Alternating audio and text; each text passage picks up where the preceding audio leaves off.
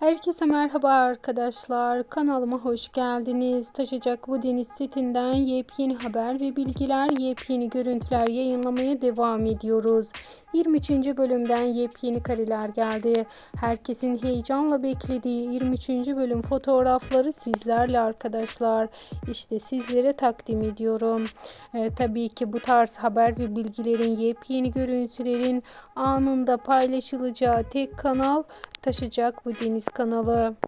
Bir sonraki videomuzda sizler için bölüm özetini de yayınlayacağım. Bunun için takipte kalmayı unutmayın. Şimdilik ise benden bu kadar. Hoşça kalın.